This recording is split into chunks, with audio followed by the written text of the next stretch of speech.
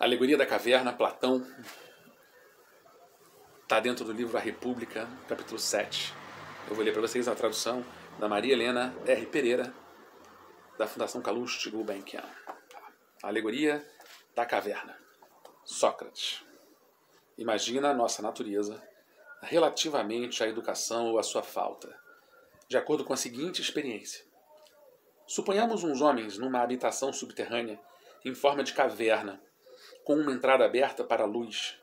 Eles estão lá dentro desde a infância, algemados de pernas e pescoços, de tal maneira que só lhes é dado permanecer no mesmo lugar e olhar para a frente. São incapazes de voltar a cabeça por causa dos grilhões. Serve-lhes de iluminação um fogo que se queima ao longe numa eminência.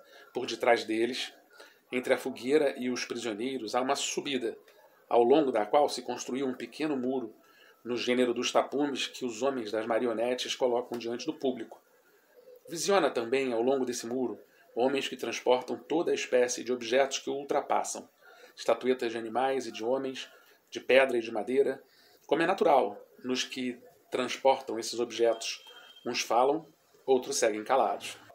Glauco. Como não, se são forçados a manter a cabeça imóvel? Estranho quadro e estranhos prisioneiros são esses de que tu falas. Semelhantes a nós. Em primeiro lugar, pensas que nessas condições os prisioneiros tenham visto de si mesmo e dos outros algo mais que as sombras projetadas pelo fogo na parede oposta da caverna? Glauco. Como não, se são forçados a manter a cabeça imóvel toda a vida? Sócrates. E os objetos transportados, não se pensa o mesmo com eles?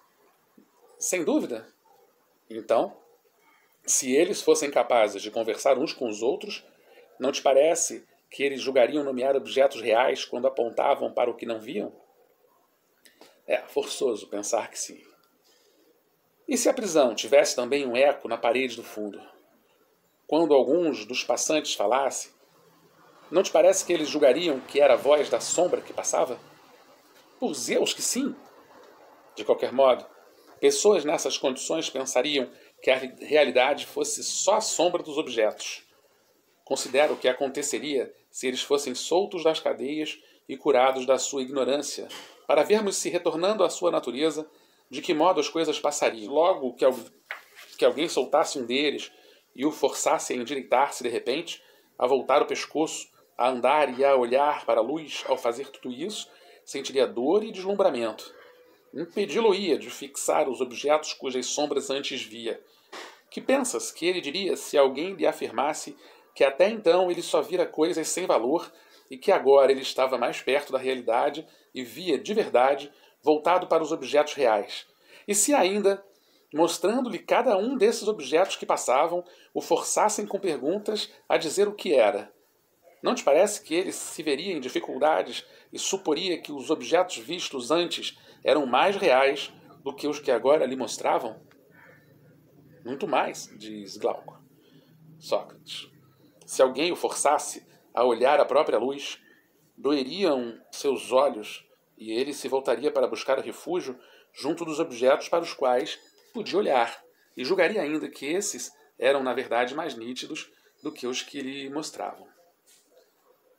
E se o arrancassem dali à força e o fizessem subir o caminho rude e íngreme, e não o deixassem fugir antes de o arrastarem à luz do sol, não seria natural que ele se doesse e se desesperasse por assim arrastado, e depois de chegar à luz com os olhos deslumbrados, nem sequer pudesse ver nada daquilo que agora dizemos serem os verdadeiros objetos?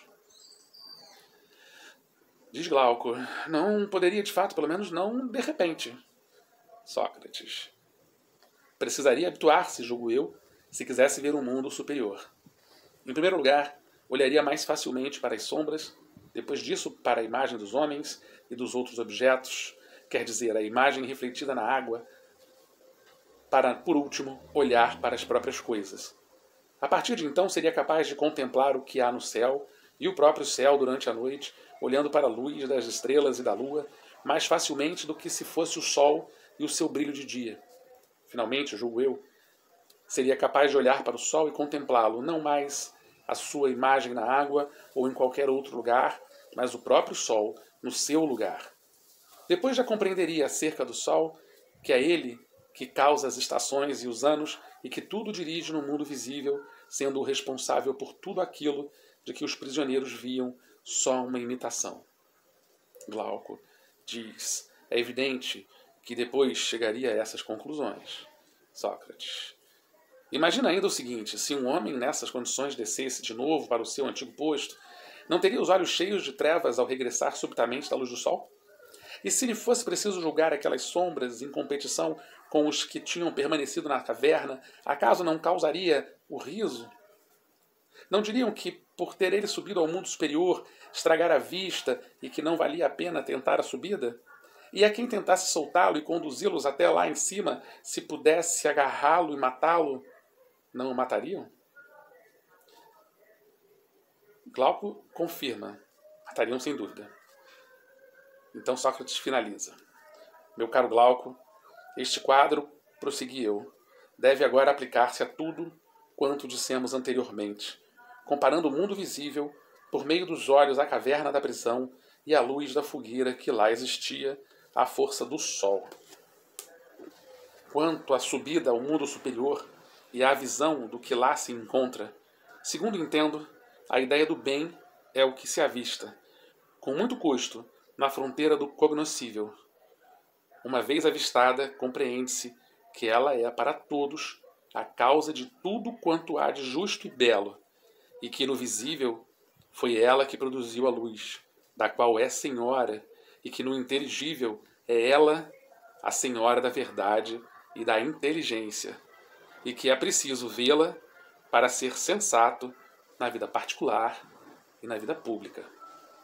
A Alegoria da Caverna, do Platão.